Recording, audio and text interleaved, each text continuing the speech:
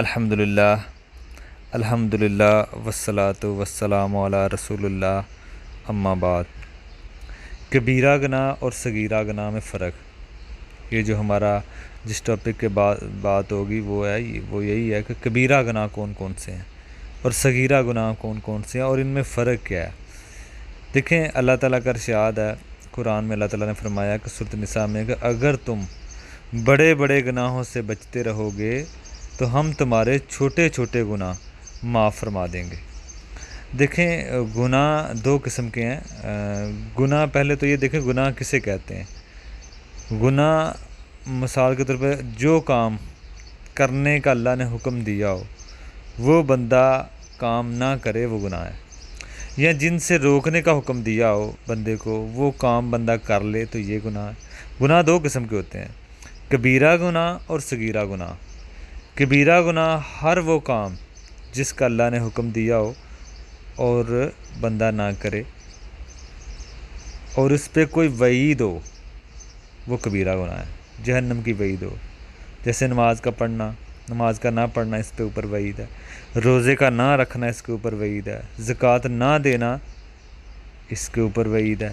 تو یہ بڑے گناہ ہیں، یہ کبیرہ گناہ ہو سکتے ہیں کیونکہ ان کے اوپر وعید ہے۔ ان کے 3 4 5 چیزیں پائی جائیں کسی چیز کے بارے میں، کسی چیز میں، تو وہ کبیرہ گناہ ہو سکتے ہیں۔ مثال کے طور پر یہ کہا جا رہا ہو کہ اگر کسی نے یہ کام کیا یا نہ کیا تو وہ مسلمان نہیں ہے، وہ ایمان والا نہیں ہے، تو یہ بھی ایک بات ہے کہ ہم اس کو کبیرہ گناہ کہہ سکتے ہیں۔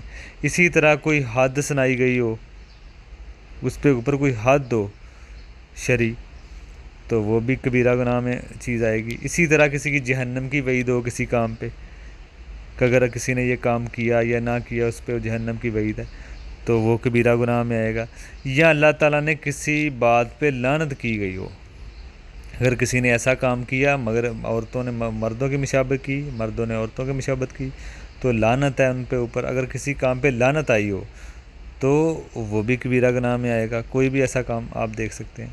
اسی طرح اللہ کا غضب کی بات کہی ہو، یہ 5 چیزیں اگر پائی جائیں کسی عمل میں تو ہم کہہ سکتے ہیں کہ یہ گناہ کبیرہ ہیں، اور ان گناہوں کو علماء نے گناہ کبیرہ کہا ہے جن میں یہ چیزیں، یا کوئی عذاب کی دھمکی دی گئی ہو، یہی باتیں ہیں، دنیاوی کوئی سزا سنائی جائے تو یہ کبیرہ گناہ میں آتا ہے۔ یہ تو ہو گیا کبیرہ گناہ۔ اب اس کے بعد آئیں گے صغیرہ گناہ۔ صغیرہ گناہ کون سے ہیں؟ جیسے کہ صغیرہ گناہ وہ ہوں گے جس کام سے اللہ نے منع کیا ہو لیکن بندہ کرتا ہے تو اس کی جہنم کی وعید نہ ہو۔ اللہ نے منع کیا ہے لیکن کر لیتا ہے بندہ، یا اللہ نے کرنے کا حکم دیا کسی کام میں بندہ نہیں کرتا تو وہ فضیلت کے لیے یہ عمل ہے۔ یا کوئی کام جس کے اوپر مطلب عذاب کا متعین نہ ہو تو وہ گناہ صغیرہ ہوں گے۔ مثال کے طور پر بندہ رستے میں چل رہا ہے تو رستے میں کوئی گندگی پھیلا دے یا کوئی ایسی چیز پھیلا دے رستے میں، تو وہ گناہ صغیرہ میں آ سکتی ہیں چیزیں جس پہ جہنم کی خاص وعیدیں نہ ہوں، وعیدیں نہ سنائی گئی ہوں آخرت میں یا دنیا میں۔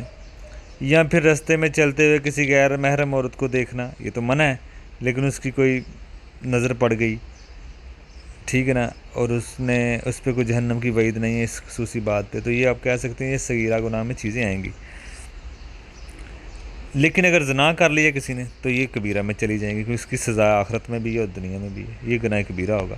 دوسری بات، آپ نے کسی کا مذاق اڑا دیا ہنسی ہنسی میں، باتوں میں، ٹھیک ہے نا، تو اس سے روکا تو گیا ہے لیکن کوئی سزا یا کوئی گناہ یا کوئی متعین اس پہ اوپر نہیں ہے۔ گناہ تو ہوگا لیکن گناہ صغیرہ ہوگا، کبیرہ نہیں، ٹھیک ہے نا۔ تو یہ باتیں ہیں۔ لیکن اگر آپ کسی کو مارنا شروع کر دیں، اس کو زخمی کر دیں، قتل کر دیں، تو یہ کبیرہ میں چلے جائے گا کیونکہ اس کے اوپر وعیدیں ہیں۔ تو یہ گناہ ہیں کبیرہ اور صغیرہ۔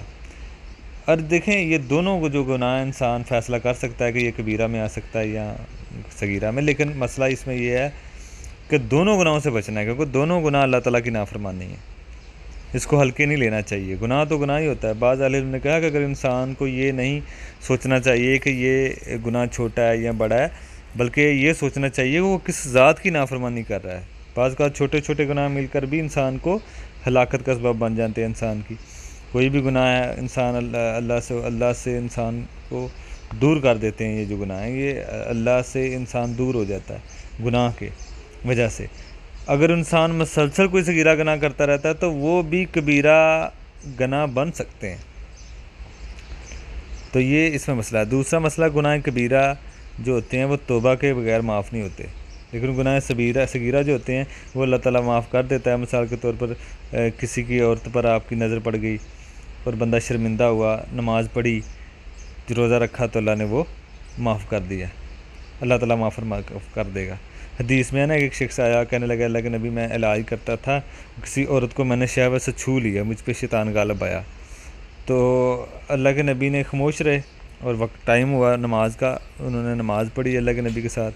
تو آپ نے فرمایا جی یہ جو نیکیاں ہیں یہ گناہوں کو ختم کر دیتی ہیں، چھوٹے چھوٹے گناہوں کو. نیک کاموں سے یہ چھوٹے چھوٹے گناہ ختم ہو جاتے ہیں. جو بڑے ہوتے ہیں وہ نیک کاموں سے معاف نہیں ہوتے، ان کے لیے توبہ کرنا ضروری ہے. ٹھیک ہے نا. تو جیسے مثال کے طور پہ کوئی نماز نہیں پڑھتا تو یا ہر سال وہ حج کے لیے چلا جائے لیکن نماز نہیں پڑھتا، یا ہر سال وہ گناہ کرتا ہے اور وہ حج عمرہ کے لیے چلا جائے، تو وہ حج عمرے کی وجہ سے اس کی نماز اگر نہیں پڑھتا، روزہ نہیں رکھتا، زکوٰۃ نہیں دیتا، تو یہ گناہ اس کے معاف نہیں ہوں گے. اسے اس گناہوں کی توبہ کرنی پڑے گی، کیونکہ گناہ کبیرہ جو انسان کو جنت میں جانے سے روکتے ہیں، چاہے وہ نمازی ہو، موحد ہو، اگر وہ گناہ کبیرہ کرتا ہے جنت میں جانے سے وہ رکاوٹ بن سکتے ہیں. نبی علیہ السلام نے فرمایا ایک شخص اللہ کے پاس حاضر ہوگا اس حال میں کہ اللہ کی وہ عبادت کرتا ہوگا اور کسی کو شریک نہیں ٹھہراتا ہوگا، نماز کی پابندی کرتا ہوگا، زکوٰۃ ادا کرتا ہوگا اور کبیرہ گناہوں سے بچتا رہا ہوگا، تو اس کے لیے جنت ہوگی. اس لیے کبیرہ گناہوں سے بچنا یہ بھی ہے اس میں. تو یہ بات ہے، انشاءاللہ آگے بھی ہم کچھ دیکھیں گے کبیرہ گناہوں کے بارے میں.